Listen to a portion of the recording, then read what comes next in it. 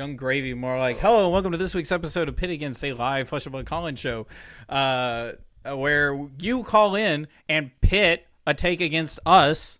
I'm William Table, and I'm joined by my constant host, Kevin Smurph. Kevin, what's up? What's up? Heck yes. So, Pit Against is a live call-in show. If you'd like to be live on air talking to Kevin about your hot take, then click on the link that's in the description. Yeah, I guess I can. Join the waiting room channel and put your take in the topics text channel. And if we like your take, we'll pull you on air and literally talk about it. And if you're too bashful, you can always put your take in the comment section, in the chat, in the description down below, in the Discord, and I can bring it up. If you find a way to put it in the description, it's gonna blow my mind. Kevin, what actually is up?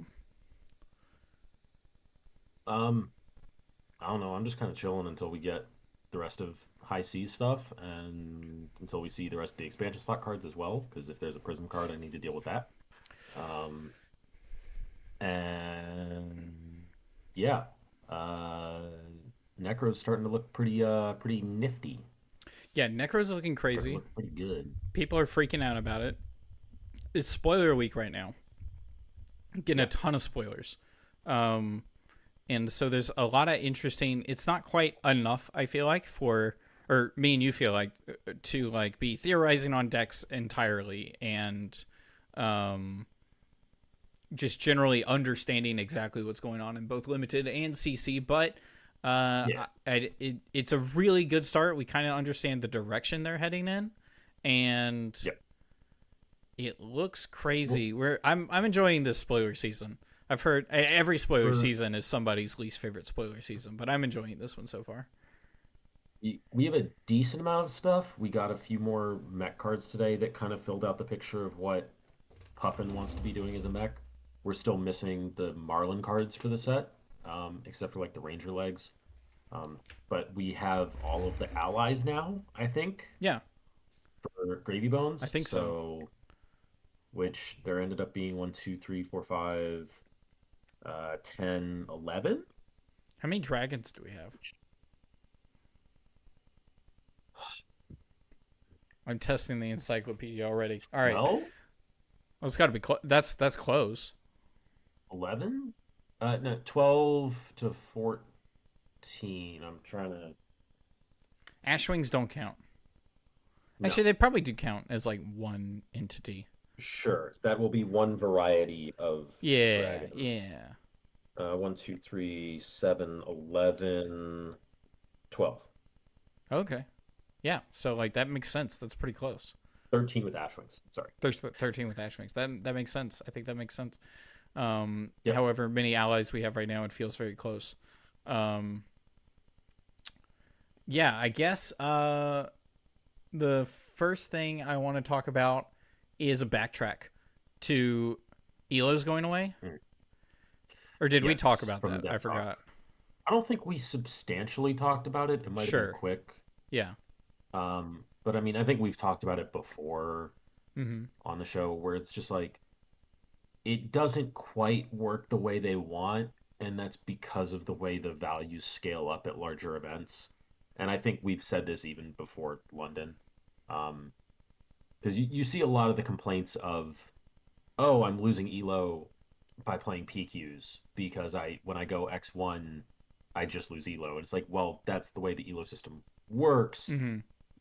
But that wouldn't happen if PTs weren't 8 times more points per game than a PQ. Yeah. So every win at a PQ is the equivalent of you going, at that starting Elo, is the equivalent of you going 8-0. Yeah. At a PQ. Yeah. Or every game at a PT, excuse me. Okay, yes, there we go. We found it. Yes. Every game at a PT is the equivalent of you going 8-0 or 0-8. Yeah. At a PQ. Huge swings.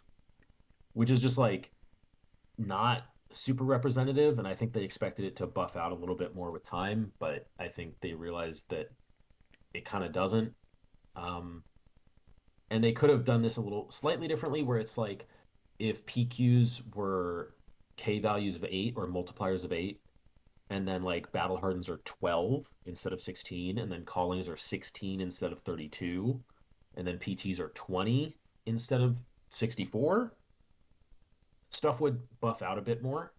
Um, and people could still get large swings of elo when they do well at a PT, but then they aren't just like slowly trickling back down as they play PQs and like actually play the game.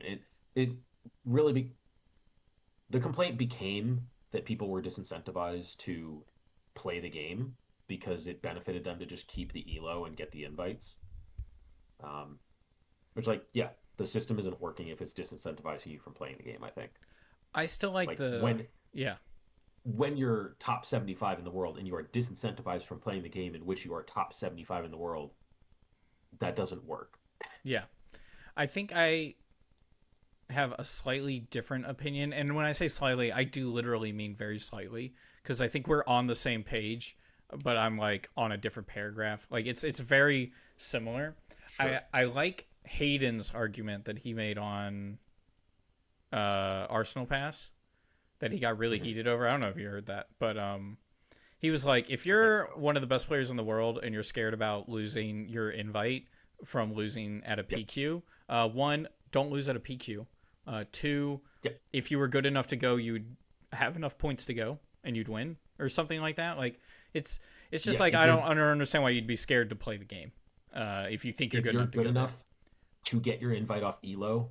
Yeah. You are good enough to go get your invite at a local qualifier. Yeah. I think another part 100%. of I think his like actual like philosopher's question was like, why do you want to go to Nats? Do you want to win? Oh, you think you can win? Oh, but you can't win this pro quest? Like bruh. Yeah, but you can't get top forward in RTN? Yeah, okay. Exactly. Yes, exactly. You can't win a PQ, but you think you can win a pro tour? Yes, exactly. Okay. I think those are really good arguments. I love them. And yes, but at the same time, like, the system doesn't work. No, I don't think the system works.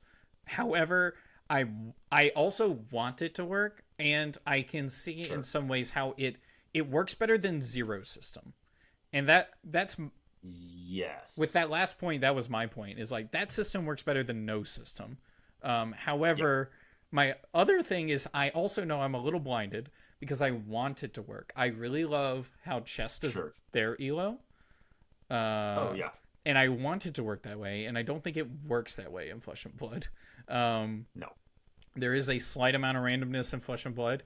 There's also randomness in the gym system, which can impact stuff. But then also, like, chess has a lot more tournaments and systems in place to where the best players can keep playing against people at their level instead of you accidentally get paired into someone at a really low level.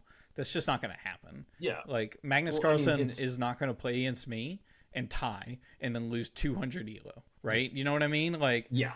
So, well, because there are enough events at that level that they don't have to play any other events outside that, and to qualify for those events at that level is way harder than winning a PQ. Yes. Yeah, exactly. Like, I played like. Also, we need to get Magnus Carlsen on this Flesh and Blood train, but that's besides the point. Go ahead.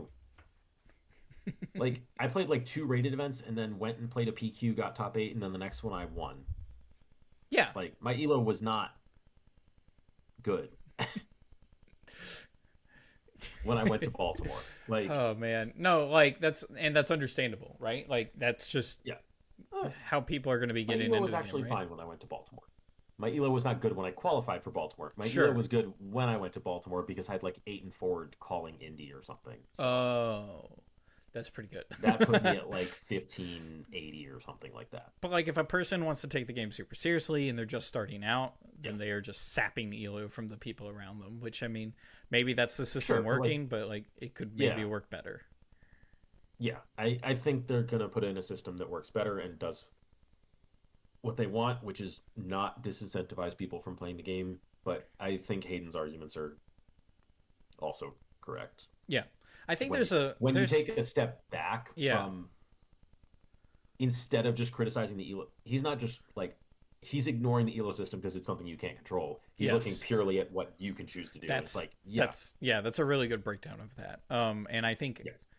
I think And both those that's things can be true. yes, and I think that's the interesting thing is this is kind of a uh, you can have kind of a gray area take on this, Yeah. and that's probably the stance LSS have where they're just like, well, I don't hate it, but it can be better, and LSS definitely want to Yeah. keep improving. So, um, Yep. good riddance, but I really wanted it to work. I'm excited for what the next one looks like. Other than that, or I guess we'll shift back. We finished the old stuff, now in with the new stuff. Speaking of new stuff, we have spoilers. We're not going to go over every Yeah. card because I don't want to go over every card, but I do want to go over at least the heroes in relations to their weapons as we understand them so far.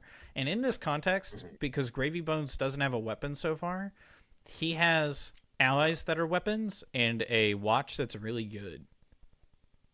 Like a watch good enough to make me think maybe I need a watch in my life because it's pretty good. Or compass. I It's keep not saying actually watch. a watch, but yeah. It's a compass, yes. So let's see what exactly. Or not what exactly are they, but like, where do you want to start with them? I guess like a weapon and a hero, because we have like, if you count the compass, we have 5. Yeah, I mean these are going to come in pairs for sure. Mm-hmm. Like we're going to look at Puffin and the mech weapons at the same time. Yeah. Which like I guess we can just go down the spoiler sheet Yeah. on Fabry. Works for me. I mean like Puffin we've kind of known about, but it's like how much turning gold into cogs and then how many extra cogs can you make? Because it's like getting to golden cogs is so far how it works because we don't have any cogs outside that one. Which I think is interesting design space for Yeah, mechanologists in the future. yeah. Which also are just like items for the sake of cranking, Yeah. Or which is in some why. cases, the sake of generating an item, which can Yes, matter. and then well it then it becomes like now we have a whole bunch of attack action cards that get buffed when you Oh when you yeah, tap a cog in yeah. an instant. So Um, which Puffin is tap. is really cool. Puffin is like once per turn action, turn a gold into a cog. But Not once per turn, just tap. or tap. Yes, I'm sorry. It's kind of once per turn. It is tap. Action It's tap, make a cog. mostly once per turn, But we think. but no go again. But then the cog will essentially give you go again in the sense that it comes Yeah, in you with can crank. You crank it. Yes. Yeah, you get your action point Um, back. which then also plays into the second ability of the second time you crank each turn, draw a card, Yeah, which mitigates the kind of downside of playing crank items in your deck. yeah, Um, that was something for Dash IO that was always a big trade-off is the item cards are insane when they are on top of your deck, yes, and they are miserable when they're in your hand, and you have to yes. hard cast them. Yep. Um, and Puffin gets a little bit of that back, where it's like if you do this twice, you get one of the cards back. So it's Yeah. like almost Dash IO efficiency Yeah. if that's working properly, but it's not like necessarily crazy. She can't also look at the top of her deck and know what she's drawing. Mm-hmm. Um, but the two weapons are both interesting. Which one you want to talk One about first, is or talk about them I together? want to. I think it's like we're gonna end up talking about them at the same time, Okay. just because they both interact like very similarly. Mm-hmm. But Cogworks Blunderbuss, pay 2, tap, attack, and attacks for 2. Instant, 2 tap for a cog, 2. gets go again. Um, this is a very inefficient weapon, but Mm-hmm. I think you pointed out somewhere that it's the only true infinite weapon that we've seen. Yeah, I call them, however real of a word or however true of a word this Yeah. is, I call them real weapons. It's not a real weapon Yeah. unless you have only one card in hand or deck or arsenal and you have nothing on the field. You need to just hit them on repeat for another 50 turns to like fatigue them. This is the only real weapon in the set that does that. Every other one needs a thing to work. I I think this is like worse Rotwood Reaper when it comes to limited. I don't see this being constructed playable. It's just too inefficient. You just play Plasma Pistol until Dash IE leaves. You know what I It's think just this like, is? This might be weapon for the fourth puffin in the pod. yes. If you're puffin Yeah. 4, you're like, ah, frick, now I have to play the blunderbuss. Maybe I can scrap together a win. Yeah. Because You're your just going to deck play like, might not be able to a, support Spitfire, but you have this backup. yeah. This is like the. I think there is like an archetype that you could build around this, which is like a much more defensive, Hmm. like Oh, you know what? defensive value. This is hammer It's actually not puffin. bad with the one cost pumps. One cost The pump. one cost pumps make it okay. One cost pump make They it make the it pump in a blue into roughly 6 damage, yes. which is, 2 card It's 6. fine. That's fine. Might win It's you a game if fine. they're not prepared. I think that archetype would Struggle into really struggle anything. into Gravy Bones. Really struggle into anything. Yes, I agree. Yeah, but like Gravy in Everything. particular in the limited format, I Hmm. think this would have a hard time with. Um, I it's guess you just could like you need fatigue. so many blues for this to be good, plus the pumps that untap the gun. You destroy all his Like allies, you block all his attacks, and then when you neither have cards in deck, you shoot them. it's possible. It sounds like a very uphill It's bet. Yeah, this sounds it's like rough. the perfect deck to play at a pre-release. Yeah, this will Where be. Some yeah, people will look at this and see Teklo from Bright Lights still. yes, yep. Which I think Um, is fine to have that in the format. In yeah, a more powered down version is also fine too. yeah. But the other gun, Spitfire, which is just action, tap this and a cog, attack for two, no resource cost. And when this attacks, you may tap an additional cog. If you do, this attack gets plus one. So This is the it's opposite. either one It's like cog gets you two, yeah, one super cog gets you efficient. two damage, two cogs gets you three damage. Like this is you are playing into all of the majestics and also the common that we've seen in Hmm. Skyscammer of make a bunch of cogs and you're gonna get plus one out of them somewhere. Like Yes. this weapon is much more interesting, especially for constructed, where you can build a deck that makes a bunch of cogs and can use them. Hmm. I'm Uh, the, I'm sure there's going to be much more cards in like the common and rare slot that'll be like, do this, make a yeah, cog, or do that, turn a gold into a cog, just or just on making hit gold, make a and then you cog. you make gold, and then Yeah, Puffin turns them into cogs, and if you can make yeah. another one some other way, then you got 2 cogs for the turn. There will probably be something where you like crank a cog and put a steam counter on it or something, because Ooh, I that actually is the didn't other even think side of about this that. is they break when they don't have counters on them. I guess you could Destroy also this unless make you have a steam one. counter. I guess you can make one and like not crank it. You could, and you have it for next turn. Some weird turn where you like block out, turn a gold into a cog, pass turn, next turn you have 2 cogs when you turn another gold token into it. This is Yeah, assuming, I don't know, but you hit and you got like 4 gold off of the gold card, the Treasure Island. yeah, That's kind of yeah. cool. I'm excited for this actually. It's this archetype suddenly got much more interesting. Once they gave us also what the three additional things that are like There's 3 thrice Majestics we per have turn right now. instant Yeah. and put plus three plus whatever on the card, especially the one for five that gets just plus two and go again Yeah. and becomes a one for seven go again if you have the two cogs is Yeah. really good. And then it Insane. on hit untap all cogs you control, That's pretty so you gross. can just have two Go again cogs. and then you do another thing. That's going to be, so that's 100% going to be a card in like CC, right? So like you play this, Oh yes, if you no, pump it to, I don't you know, 7, go again, on hit, you untap have everything. So if I do another one of these or something similar, I can tap them all so again. what you're doing with Oh, this okay. is if you have two cogs, Uh-huh. you send this for seven. On hit, you untap the two cogs, still in damage. You use the third instant ability to give this go again. Oh, it's not like Spitfire, where it's like the next attack gets. Okay. Yeah, it is not when this attacks. When this attacks. No, this is just what thrice per turn. On hit, you give it go again in resolution? In damage. In damage? Yeah. Because your cog's untapped. So then you can retap them my as an instant with this. Gosh. And give it go again from that. And then you can swing Spitfire off the second cog that you untapped for 2.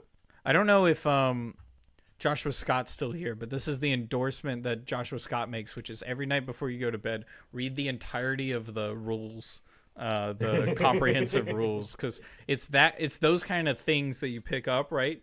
That I'm not immediately gonna know, but Kevin, having studied this game enough, like knows to think of. Oh yeah, there's a window of opportunity right here where you could do instances and shenanigans. Oh, that's great, actually. Yep. Yeah, and this is a 1 cost. Yeah, that card's insane. So if you have 3 cogs and you just have 2 of these in your hand, you're going crazy. Well, that one's just a straight mechanologist, and the other one is the mechanologist pirate one, the Jolly Bludger. Yeah, that one is, but then we do still have the Palantir Aeronaut, which is the blow up equipment one. It's interesting now we have certain ones that are pirate themed and certain ones that aren't. But yeah, Spitfire kind of brings this whole kind of archetype together where it's like it presents an actual aggro deck that can be efficient, because Blunderbuss did not really do that. It's in my opinion, and in some other people's opinions. There's some clunkiness, or not clunkiness. Well, I guess could be, but like there's some loops you got to jump through to make Spitfire work, to make the deck work. And if you can't jump through those hoops, or if you trip on your way through them, you're gonna have problems. But at the same time, Spitfire is saying you get double value off of your cogs. Yes, because you just get 2 damage. Yeah. It's like you. Yeah. You are rewarded for playing the minigame and doing it well. Yeah. And Blunderbuss is like your fail state if you can't play the minigame. That's what you can do. Yeah, I'm looking at Yuki to break this deck wide open at Nats. And by Nats, I mean in the in the calling at Nats. I don't know if that's CC or Mara having played Dio. Oh yeah, Mara also. Way more than both of them, really. I mean, I think of Mara when I think of CC, and I think of Yuki when I think of Limited. Sure. And I'm excited to see the deck do well in both. Yeah, the How to Draft Puffin Cracked Bobble episode, or On the Bobble episode, yeah. Do you want to skip to Merlin and Merlin and we'll pass over Gravy Bones unless AGE drops right now his weapon. I don't know if his weapon. I don't think they are, but could. They're scheduled for 11 p.m. I'm calling Marlin Merlin if Chain Reaction works out and they start doing wizard shenanigans. No. Anyways, tap, destroy a gold. Create a Goldfin Harpoon, which is like a 2-power yellow but unpitchable arrow token. Yeah. Or basic card. Yeah. If it be put in the graveyard, destroy it. And then her other actual ability, whenever you draw a card during the action phase, put an arrow into your arsenal face up from your hand. Kind of like Riptide. Good old boy Riptide. Which I didn't realize how good that was. Yeah. The condition is you're already doing better stuff. You're drawing cards. Yes. Because it's like, so everyone playing like cards looked at are Riptide. Good. Yeah, but like we looked at Riptide and we're like, oh, he just gets to cheat the bow's cost entirely. This is insane. And then everyone's like, okay, but Death Dealer's kind of messed up. Yeah, Death Dealer's good. Death Dealer's great. Messed up. Yes. But like this is, you play Death Dealer and then you load an arrow and you cheat an arrow. Like this ability is like really good. Death Dealer kind of made, I feel like when Ranger came out in Arcane Rising, I felt like the attack's cost curve were kind of even centered around Death Dealer, right? Yeah. In the sense that it like warped the context of all the other arrows, and then it almost everything's bad because of how good that is. Or maybe everything needed to be bad, and then you needed a good weapon to like buff them. But like even still, Death Dealer's a drug. Putting cards face up in your arsenal means you're not using Death Dealer, but I mean, you run this with New Horizon. yeah, you just draw a card, put a card in arsenal, put a card in arsenal. Well, you put a card in arsenal, draw a card, put a card in arsenal. Yes, except the Death Dealer load and draw are in the same layer. Okay. Marlin would trigger load, draw, then load. Yes. Everyone got that in chat? All right. So it's interesting because her weapons are weird, like for Rangers, I feel like. Yes. Because to briefly talk about how they're both weird before we get into anyone in particular, the go again free quick manta, red spine manta, put an arrow from your hand, face up in your arsenal, go again. Redliner. You're putting arrows in your arsenal, but then Marlin already does put arrows in her arsenal. If you've drawn a card. If you've drawn a card, but then this also doesn't like draw. Like this doesn't draw. It's not necessarily like a 1-to-1, like synergized directly. Weapon. Yeah, it's a draft weapon, is what it feels like. They can't put Death Dealer in limited. No. No. No. The Red Spine Manta you'd have to have worse heroes. Yeah, and it's a draft weapon, and that's fine. I think it's right where it needs to be. The other one is also weird. It's a bow cannon that, to talk about it briefly, it doesn't load an arrow. You have to get them in yourself. Pay for have arsenal. Yeah. Hit. Pay for tap. Like your next arrow gets +4. If it's a harpoon, it gets overpower. Go again. Yeah, you have to find a way to set this up and then blow them wide open with +4. Holy frick! Yeah, I guess that would be a scenario where you just arsenal a card and then hit them next turn. Yep.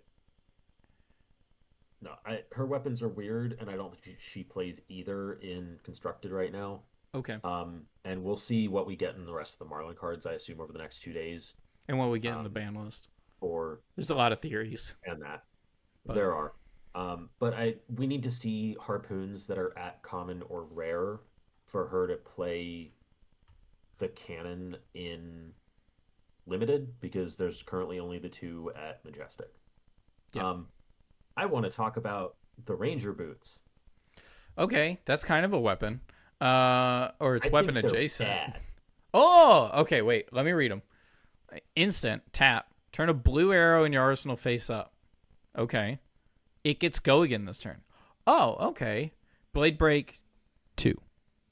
Okay, Blade Break 2 makes it pretty good no matter what. But great. It gives things go again. It is every turn you give something go again. Busted. Broken. Nope. Okay, tell me why not. Because you're giving a blue arrow go again. Yeah, but like my blue arrows come in for 3. I give them +4 with my harpoon. We don't have any blue harpoons yet. We'll see. But it's just next arrow gets +4. Harpoons get overpower. Sure. If it has harpoon as name, gets overpower. It's still not great. I mean, you're sinking a lot of resources into a blue. Oh yeah. No, that doesn't fix it. I don't think these boots are actually anywhere close to Voltaire or whatever other comparisons people are making. I think this is Prismatic Leyline that you get to start on board. It is trying to fix. Does anyone remember what that card is? It came out literally last year. Does anyone remember what that card does? Yes. Oh, it gives your blues go again? No. It gives your next red attack this turn +1, your next yellow attack +2, and your next blue attack +3. Okay.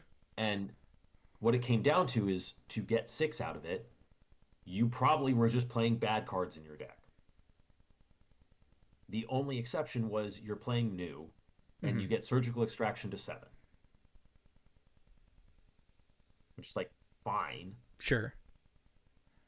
but like just play a good card instead.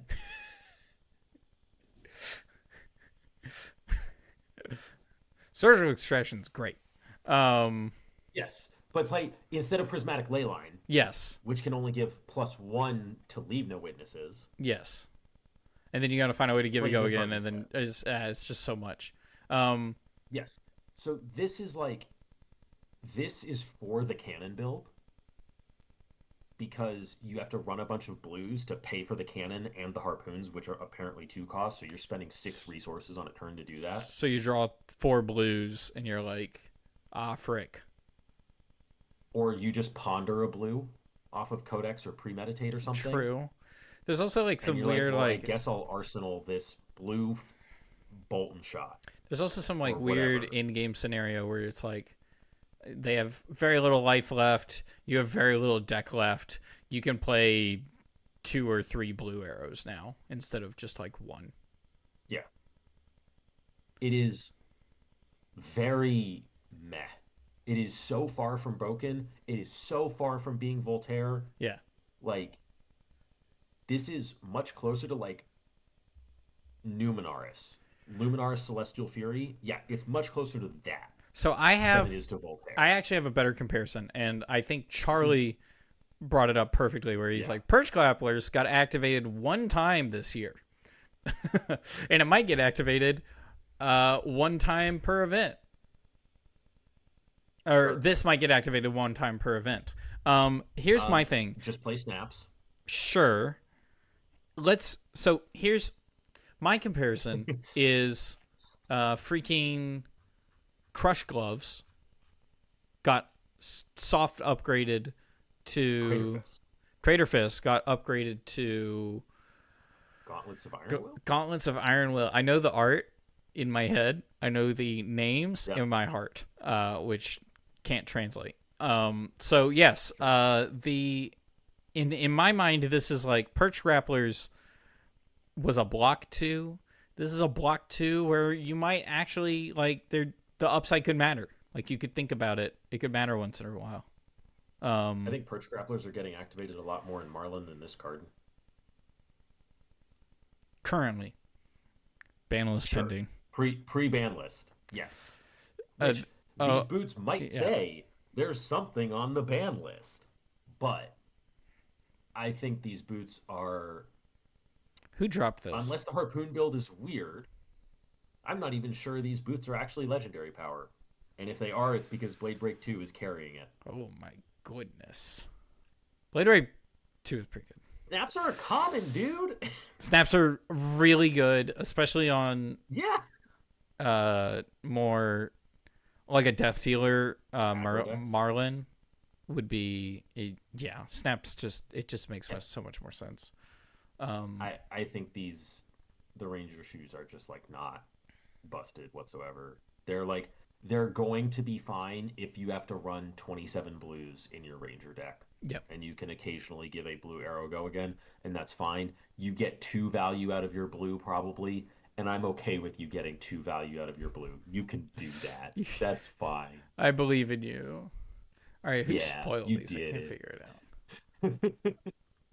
Like, I don't know. I saw so much like uproar over this of, oh, I thought we weren't going to be printing action point generation that starts and play, stays in play. And I'm like, it's only blue arrows. This isn't new. Oh, on the bobble. You're not giving Bonds of makes Agony sense. go again every turn. No. I like And it. if you are going to be upset at that, yell at Slippy. I love that. Slippy's great. Love Slippy. Yeah, I know. It's Like, you know, Nobody's angry about that. yeah. They're angry about these shoes, which are mid. It's. Okay. I mean, no, that's true, right? And so, like, the interesting thing is like when action points are handed out in a way that. See, that was the thing. I was literally going to bring this up. Is I was going to bring up a whole thing about how like what is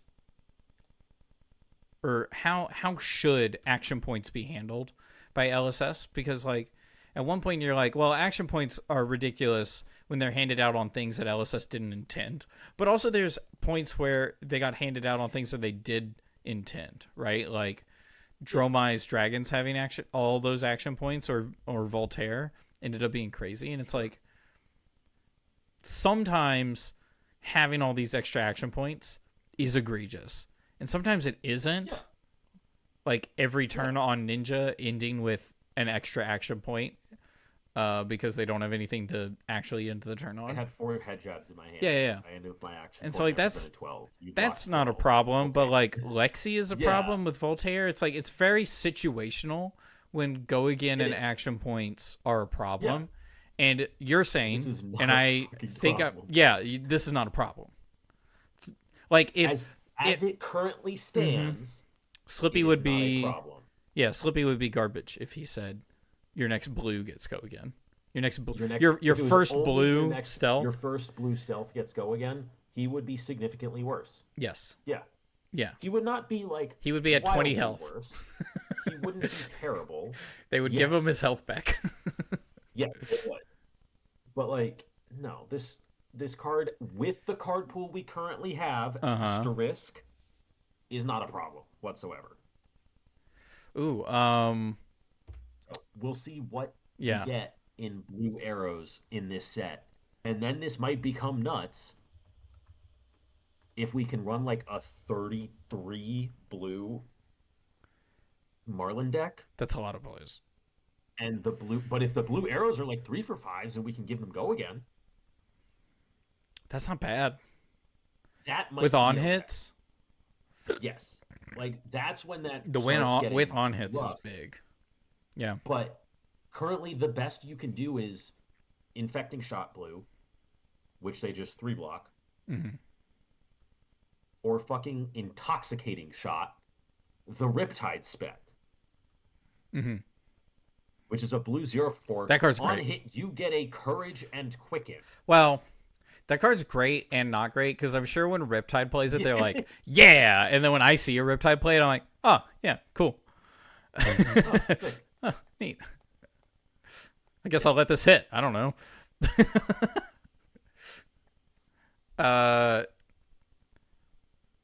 So your thoughts on Manta were and Harpoon Cannon were mostly Manta's a draft card, Cannon's a cute card. Cannon, we need like 30 more cards to make it work. Main deck cards for that archetype. We just don't have them yet. Yeah. Which like we still have all the fucking Ranger cards to get.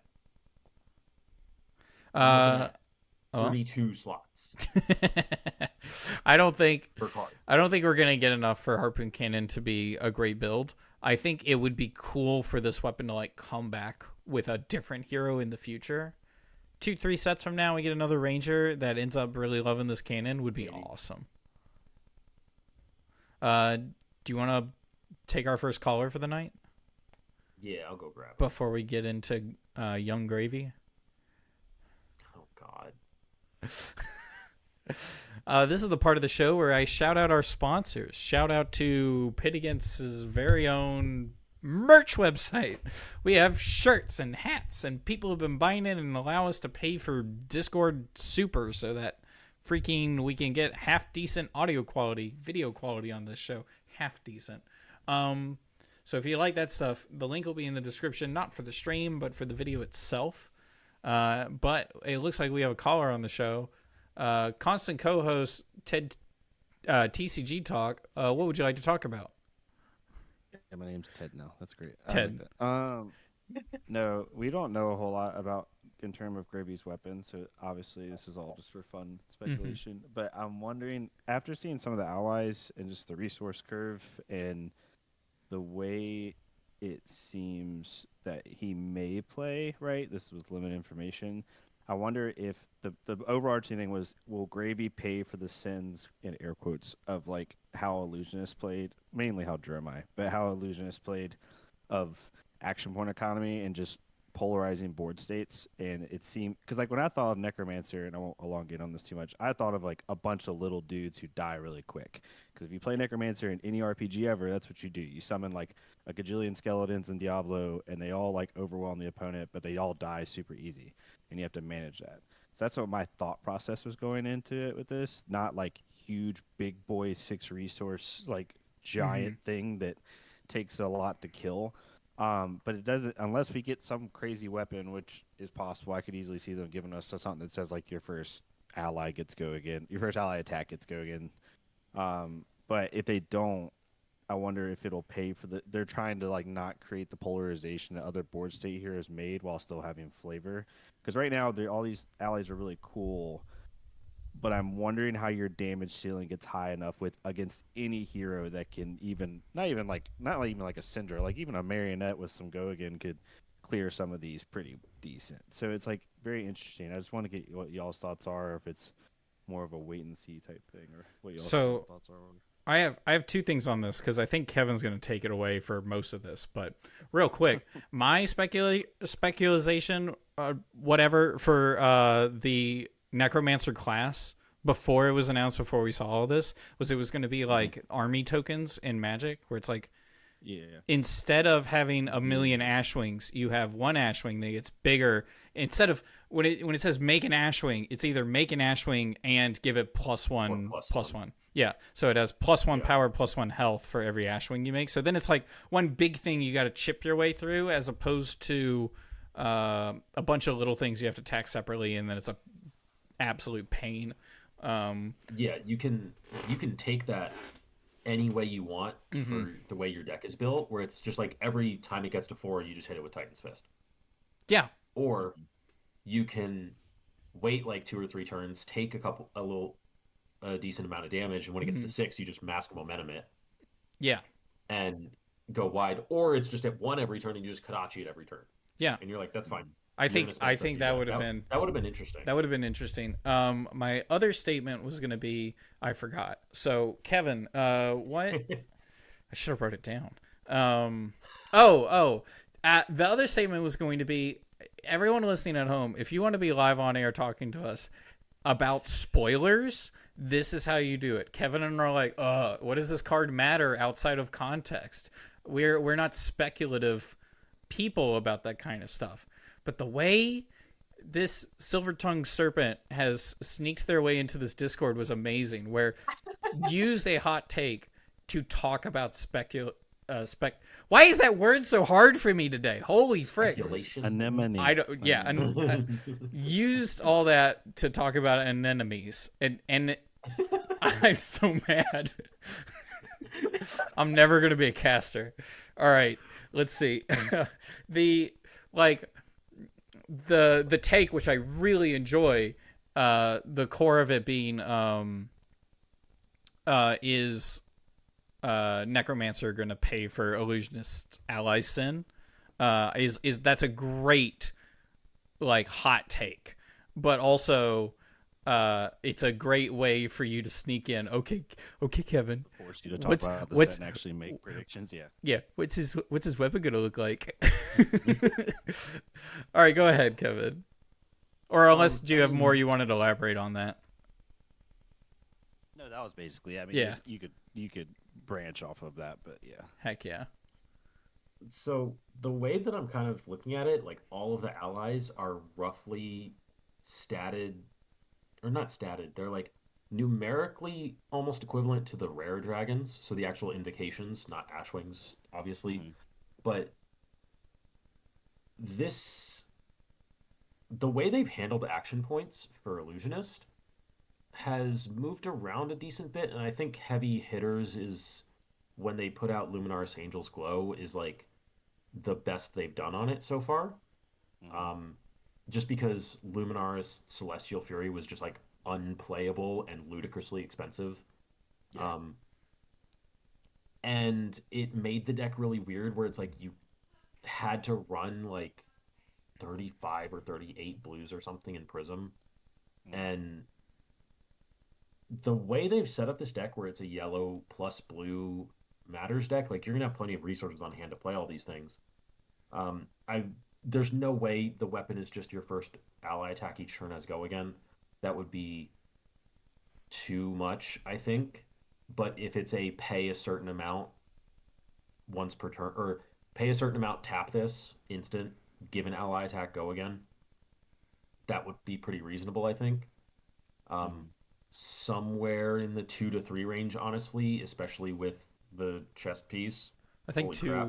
makes a lot of sense. Or maybe it's if you discard a card this turn, it's like you forced to that. If you have to jump through hoops in order to do it, the hoops can be super large and easy to like accidentally walk through. Is my fear for something like that. Paying resources is not like a loop. That's like a full card out of your hand. It's not really, but it's still, it does mean that you can't like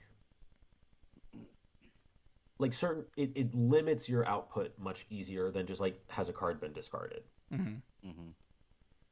Because like especially like in Gravy, discarding a card is not actually a real cost because you discard a watery grave. It's like chain. It literally, you don't go down. Yeah. It's like, oh no, I milled myself a card. I'll play it. Thank you. Yeah. So like there's two things at play, which is discarding cards and then blues going into graveyard to activate watery grave. And he's gotten a bunch of blues, 0-cost blues that he's very happy to play that have go again that can allow you to access all of your watery grave stuff. And then you have to balance that against how many allies you're putting in your deck, along with ways to discard them so that they're not just face down. Like, there's a lot of moving pieces in it, and I wouldn't be surprised if they just had a weapon where they had figured out where the balance needed to be on a resource cost for it, or if the condition was, I don't know, something like if you've played an ally this turn, your first ally attack gets go again. That would still be pretty good, but it would incentivize certain play patterns of play a watery grave ally, it attacks with go again, play a second ally, but that's like the turn. There is a decent amount of 0-cost ones.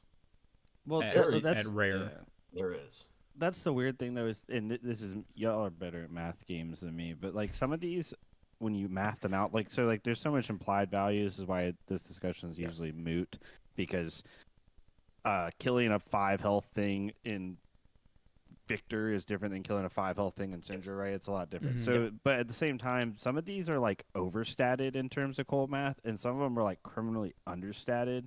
Like Limpet Hopalong is a perfect example. It's a 1 health ally, but I have to pay a resource to attack. It does have go again when I swing with it, but I have to pay a resource. So it comes out for free, but then it's a 1 for 2 go again, and it can be killed with a 1 ping. Like, to me, it's easy to get out, but I don't know. Then I really don't. Not that I don't want to swing with it. It's just really interesting how that's a 1 for 2 go again, but then Rigor Mortis off the chess piece is a 0 for 6.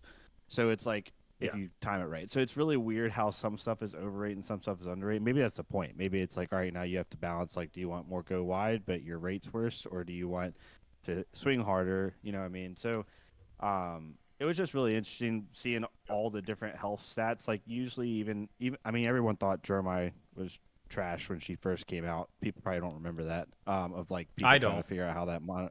It was pre-mono. It's before Mara and everyone figured out that mono. Actually, I've changed my mind. I've decided it didn't happen. It was before everyone decided like running all reds was good and hurt. But yeah, it's just really interesting to see. Like, it's one of those years where I see all these allies, and we still have a couple more to be shown. But like the health pools are really interesting. The chess piece makes it a little bit easier. But like some are overrated, some are underrated. Like the Shelly card is really interesting. Like being able to give yourself +1 defense, but in order to attack with it, you got to pitch a whole blue, but it only swings for 4, and it has 5. It's just really weird. It's hard to evaluate. Obviously, that's the whole point of this early on. So like, but yeah, when I look at Limpet, it's a Calicera. True. Yeah. It's just 1 for 2 go again. Which like is fine. You're getting like the go again on it. They're valuing it 2 full points of value, essentially. Because then they go, you're right, they go up 1 cost and Rigor Mortis attacks for 6, but it doesn't have Go Again and it costs 1 more. So it costs, because it does essentially cost 2 to play Rigor Mortis and swing it. Yeah, You if you can't don't just if you do don't it on get, the if you don't get the chest. Yeah, you're right, because it's gonna cost. We're gonna- it's just I one mean, less to yeah. play, right? I think once we know the Yes. play patterns, Yeah. we can factor in the math of the chess. But I think for now we just ignore the chest a little bit for the math. Maybe. Yeah. But then it's like, so Cuddy Shark is the same numbers as Rigor Mortis. Yeah. It's 6 stats and a 1 cost to play and 1 cost attack. I think the one that's really weird is Scuba, the dog. The dog I thought they're was going to valuing be a an entire majestic. card for a blue. It's insane. Like, I mean, this is just a hammer. yeah, Yeah. It's a 2-card 8. yeah, because you put a yellow back in your So if you want to cycle Well, cards, even without that, where it's just like you play a Deal blue, 4 this damage. comes out, It takes 4 Deal damage 4 to damage. remove it. 4 health. Yeah. Gain 4 So health. it's 2-card 8. When you started describing angels as gain 4 health, that's when I think a lot of this math clicked for me. And to say that for this, it's pay 3 to swing for 4, but then also your opponent should lone be shark back in your deck. incentivized to kill this. Yeah. And then also yeah, because you put well- a lone shark, sea legs, like all these decent yellows aren't even watery grave cards can now go back in your deck. Or you just start putting their allies back in their deck. then they can't play him. Yeah. Oh, you may put a yellow card from a graveyard. Oh, I didn't see that. Why is this card not majestic? dog is This is the Mirror Breaker. insane. I thought the Mirror dog Breaker is would the be Mirror Tangled Breaker. Mess. No, Kelpie. it's the dog. Kelpie's really the good, but the dog, dude. When this attacks, so it's not like it's like screw up their turn, instant speed shenanigans, but like it's still But mess with their crap. If you're like going back and forth and like somebody misses on blue for a turn, but they got their discard, you're like, yeet. They're like prepped for their turn and they already know what they're gonna do. Yeah. You attack with discard hop along, go Scuba again, with and then the you blue. discard Scuba, play him, attack with him. Yep. The one thing we haven't seen yet gross. too, because we're starting to see it on Mechanologist, is we're starting to see the untap cards, the cards that Yeah. untap Mhm. things. That Oh, untap. yeah. So if Grave even gets one of those, where it's like you can swing an ally, untap it, Yeah, swing it weird. again. So like you can, Oh wow. because they don't say once. It doesn't say once per turn tap. So Oh my gosh, you do that with Rigor Mortis? That sounds insane. Assuming the attack has go again. Yes. Yeah, Yeah, find a way to give it go That's- again. That's the other part of Yeah. this is he needs the action points and the untap, which is another card presumably, which is like when the efficiency, like that's how they're going to start capping efficiency, I think. Which Yeah. like you could run flying high in this deck hmm as a blue. And that's your Yeah. blue that enters grave, and then you can play watery grave stuff and the attack has go again. yeah, Like, yeah. That was card about. might- So you could have like Gold Kiss Rum, and you could have a way to untap your cards, and then Yeah. give Rigor Mortis go again. That's just being interesting because this is a brand new class. So like, there's Yeah. no. It's Yeah. not that there's no. It's very hard to like just fit pieces in from Yeah. our current card pool because Mhm. it's going to be a yellow blue base deck, or like it's what seems like 75% blue, probably like 2 new 25% yellow. classes. And so it's like Something like hard that. to. It's hard to like. You can't just like piece it, meal, and like go again like glue cards. It doesn't work that way Mhm. with Yeah, this yeah. deck. It seems so. No, this is going to be a very finely tuned engine, I think, of making sure you don't flood on allies and making sure you can find them and discard them still. I will say another wrench to throw into the ally math is Salty Sea Dog dies to a hammer swing from Victor, right? Limpet dies to a hammer swing from Victor. So like Yeah. in that Oh, yeah, if sense, you're guarding, you never want to swing at Limpet. yeah, ever. it feels It's so just a bad, Irma right? Chelicera. Yeah, Yeah, but like you can't let it live. because you let it live Yeah, this just exactly. You just die. Yeah, you it- will die to that. it will slowly chip you down. If they get 2 of those These out, are also not unique. criminal. If you get 2 of these out on the board at the same Oh time, boy. Yeah. And You so just like convert a yellow into a hammer. it's not that the math for the card changes in its different matchups, but the what's the word, the way that other heroes will interact with these changes kind of their math, like how well they can interact with them. Yeah, no, I think Victor has pretty miserable Gravy Bones matchup. If I guess. Victor. Because also, can you I'm pretty imagine? sure. Can you imagine Florian trying to deal with this deck? Like, imagine Victor trying to clash when the allies are actually face up with their power in the deck. And some of them are just gross. Like Rigor Mortis is 6. You're gonna be running all of your Humperdinkers. All of your Whaler Heimerdingers, I'm telling which you, are that 11s. card's gonna be like it's gonna be like a mirror guy, but that's a different discussion for a different. Yeah, isn't there one that was just a 7? No, I think Rigor Mortis was their like big number card outside of their giant number card. There was definitely a different one that was just like a 7/3. You're like, yeah. What? Saying on. It's not on the spoiler page, but it's in the card reveal chat in our server. Yeah. Oh, it's a 3-cost allied. It's a 7/3, and it costs 2 to attack, and it's vanilla. So it's just another big statted dude, and it's a common. I have a question. Moray LaFay is a majestic. Yeah. Tap to attack for 0. Pay 1 tap at instant speed. Put a +1 counter on target ally. 0 cost. Why is this majestic? Because infinite scaling on your board. I guess. Infinite. +1. Did we not learn about +1 counters? You still hit +1 counters Enigma? All the same. I forgot about Enigma. I was thinking about like Prism Aura stuff. Which no, you just put a +1 counter on another. So you do with Moray what you did with Shimmers. Which is you don't swing the Shimmers first to give it the counter. You swing something else first and put the counter on that. And then you swing, like, this is just going to sit there as a 0/3, and just not attack you and just put counters on all the other stuff. And make you deal with the other stuff while also just converting your spare resources, your chess piece, to +1 damage every turn.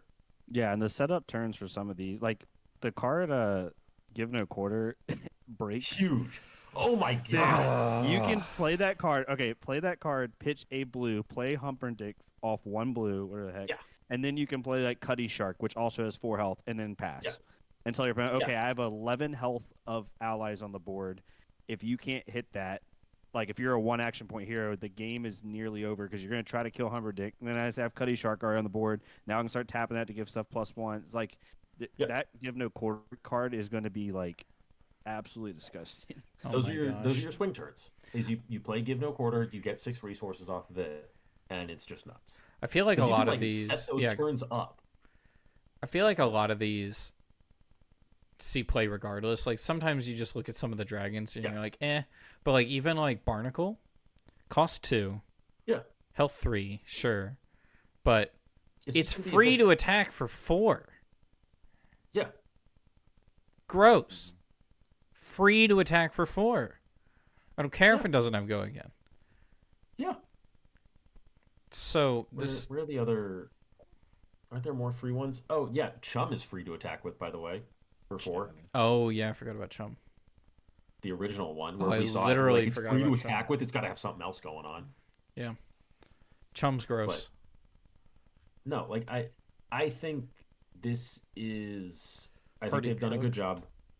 I think we need to see what the weapon is and how, because this is the last piece of the puzzle, is how many action points do they actually have access to every turn. Okay, Kevin, what is his weapon? LSS Dev, Kevin, what is his weapon? No, I'm not a dev. I want to play in tournaments. That's the thing. I don't think, well, if you think thematically, he shouldn't have a weapon. His weapon is making allies. Like, that's the whole thing of a necromancer. They don't have a weapon. They just build other dudes, and that's their weapon. That was my argument. I didn't just flavor-wise, hand, but which is like the glove or something, right? Yeah, it would be like some type or of whatever. equipment should be his weapon, and maybe it is an equipment that empowers weapons. Maybe it's something like the offhand. Maybe. But maybe A, little bit a stronger. shield that blocks one or something, and it says you can equip this offhand with an offhand. I hate board state heroes, but I'll be playing this one. So It's not board think state, these they've are done weapons. I think they've done a decent job of this one. I think I'm most scared of death But- threads. Just gain a resource. I'm on-demand tunic when you need it most. That's never been good any point ever in the game. Says I think both metal. with the few with the number of like one resource abilities, yeah. I think Dead Threats Yeah. is going to be kind of crazy Rigor mortis. because there ended Cuddy. up being 1, Hop on. 2, 3, 4, 5 different allies with one resource abilities that are attack or buff or tap something. So there's 15 things in your deck that instantly can use that resource. Yep. Um, Plus, I'm excited to see where this deck is in 6 months and watch people play this deck who know this deck. That's 'Cause another- It will be that's another one for so scary. Moray. You attack, you create your instant speed resource, you activate Moray to give your attack +1. Could bamboozle some people. I'm just glad there's no on hits. Like, there's no Kyloria in this. That feels good. Yes. Yeah. There's no Kyloria. There's no Vincerikai. Yep. I'm okay with that. Rigor mortis is Vincerikai. Sort of. He doesn't have Phantasm. He costs 1. He doesn't have Phantasm. And people keep forgetting about the stuff that got shown in the armory deck, like Sawbones, which has 2 health. Which Oh, is the most yeah. annoying Oh. hero ever to kill. And if you have Kadachis, then 2 they is- can just instant tap, and now you can't kill it with Yeah. Kadachis. So it just, yeah. I forgot Yeah, all we do about have- him. Sawbones is a 6/2. Sawbones is a 6/2 that says 6? the first time you try to kill it with a 0 or whatever, like it doesn't, it hurts. It doesn't hurt as much. So Sawbones is another 2-card 8. yeah. Well, that's fine. Where I it's mean, a blue to play and swing it. That's the scary part. Is all the allies cold math with no context or on rate. Yeah. Then when you add context, they start to get really, really, really. Stupid. well, a lot of Flesh and Which Blood is- is like that, but Sure. Like, I mean, yeah, that's like Mirror Guy, but like the dragons were not crazy. The dragons had good rate, but I think it's I think the stats on them are why I think they're going to be pretty limited on action points, and at most they're going to have a Luminar's Celestial Fury type weapon. if y'all want to pivot a little bit, it's 9. We can answer this question. Luis, actual question: will the board feel too loaded with crap now with more permanents and tapped stuff? Which I think is a good question that gets brought up semi-regularly in Flesh and Blood. And my answer is always, it depends on what heroes you're playing. I play Prism, and my answer is probably yes. Well, I got a video where you have all the space in the world for all your permanents. You sure do. And it's in the trash. That was an absolute failed experiment, but go ahead. I definitely think there will be some decks that will have issues with this. I mean, I feel like Ninjas kind of had this. Their combat chain is super huge. Yeah. Illusionist has had this. Noah also Meganologist has a video has had about this. Oh, frick. Oh, yeah. Oh, yeah. Oh. It was his I spoiler remember video that. for Tiger Swipe, So where he funny. had the combat chain going through his entire apartment, like up a couch, That was great. around the couch, down it, and Yep, back to yep. the play mat. I or love something. that. I think, I don't know. I'm not moved by it.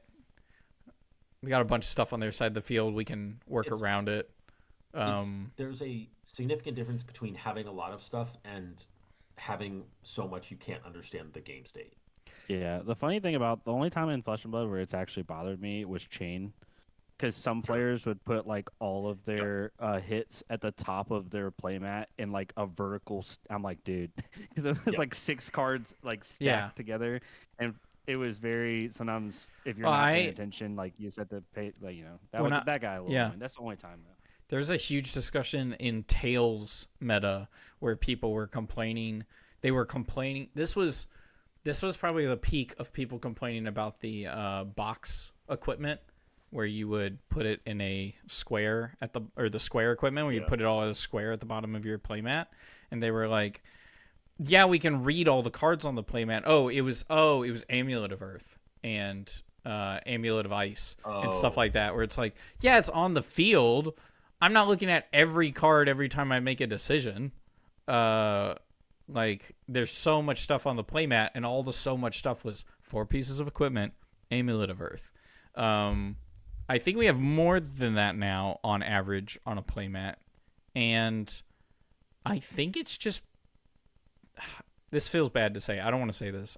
If part of the learning curve of the game is just like the whole board always matters. There's so much going on a Flesh and Blood board. Yeah, for a game where the concept of attacks are like fleeting moments of damage that don't exist more than a few seconds and then they go into the graveyard. Like, everything is quote unquote a burn spell. There's actually just still a lot going on the field. Ninja versus Necromancer. Especially if you teach players to play the proper way, which is put non-attack actions in the grave the second they're played. Oh, and they don't have to remind them. Like, that makes it even harder to remember stuff, even though you're so quick. Yeah. Especially because there were scenarios with Briar where it's like, I need this to be in the graveyard for a reason, but then also... Yeah, like Rites of Replenishment. Yeah, there's like recursion reasons that it's in the graveyard, but I also want it represented. It's part of the very steep learning curve floor to this game, basically. I don't know if that's actually the floor. That's a little higher up than the floor, but like there's so much going on a Flesh and Blood playmat, and I wonder how much LSS thinks about that when they make heroes. Are they like, is a hero that they're making going to have so much stuff that it's a problem, like an actual physical on the playmat problem? I don't know if that's something they think about. I'm actually assuming that they don't. That they're just like, it won't be too bad. It's probably a hard thing to think about. If you think about you two, like seasoned players, like you don't think about the pain points naturally that a new player is going to. Like, you'd almost have to have a newer player in the dev room to like actually truly find every new player experience issues. I'm sure they do. They'd probably give it to they probably have a testing group that they give it to like go over games or stuff, I'm assuming. But I mean, they're testing a new format with the entirety of New Zealand. Yeah. Excited about PB. I hope it's the next big competitive / casual. I hope that format just explodes. I love how cheap it is. I love how fast it is. And I think it could be competitive. I like the idea of the board state now looks like a WoW screen. Just the HUD. I love that. Yeah. I like that analogy. I think that's about it. Is there anything else? I'm gonna just wrap up the show with our buddy TCG Talk, or I called him Ted earlier. Ted. That you anything that y'all want to talk about before the end of the show? No? We're good. All right. I just want to get to next weekend. Yeah, that's the main thing is like we had a lot to talk about, but even still, like it feels like it feels like we're just in a hold waiting for like these spoilers to come out, and that's interesting, but it's like the meat is about to drop next week. We're getting those bands. I can't wait for them to release Icelander and Dromai on the same day. And sick of all these potatoes. the Icelander Dromai rival decks or whatever. Please! Wouldn't that be crazy? That would be the most thematic rival. And then they could put them in like one succinct little box together with like a little lore book. Yeah. And they could sell it for like $80. And they're blitz decks. For $80, I'm down. And they're blitz decks. Nope, and mostly unplayable comments. And then one. And we could call it something like really thematic, like what was it called? What were they called? One card of 0 cost. The Dory Reinar deck. What were they called? Oh, the Dory battle box. Whatever. Battle something. I don't God. remember. Classic battles. Yeah, classic battles. Dromai versus Icelander. Jeez, That's what we Christ, need. Get me out. I think that was it that I wanted to go over as well. I still think it's insane now, feeling like cogs are basically a point of damage. I think that's actually super huge, or sometimes two. Yeah, it's like super that. cool. Excited for limited. All right, so I guess that's about everything. Kevin, do you have any shout outs? The Patreon? Yeah, we got a Patreon. If you go to patreon.com/thetablepit, /thetablepit, you can support us over there doing this. And we can afford things like better lighting for Kevin. And by that, I mean he did that all on his own. We did not pay him to do that. But though his lighting does look much better. So we're able to pay for coaching so that he's able to get better lighting. But thank you so much for watching. We do this every Thursday. Actually, no, wait. TCG Talk. Mr. TCG Talk. Do you have any shout-outs? They're not. I'm just really excited to see what this set is. I'm excited for your videos on it. So we have... Oh, and you started... That's what it was. You started a... Are we calling it a podcast? You're starting a new show. A rant cast? We're starting a new show on your channel that is the same name as your channel, which I think is interesting. Yeah, I didn't know what else to call it, so I said welcome to my TCG It works. Talk, where it's just a rant at the screen for 30 minutes. It's great. No, I love it. I genuinely love it. I've been listening to him. So you can check that out. But you can also check out this every Thursday at 8. And we have the design table on Saturdays at 1, where Amy and I do Flesh and Blood themed art. And this week we're doing something. So you can check that out. And I have a project video that is lined up. I have like half the recording done for it. The plan is to get it out. It would be awesome to get it out before the world premiere, but if I don't get it out before the world premiere, which is already unlikely, it's probably coming out after the world premiere. I don't want it coming out that weekend. So it might be like the Monday or Tuesday after world premiere, if there's nothing going on. But like, new project video, and the theme of it is not my gold foil, but I've smashed one of my slabs.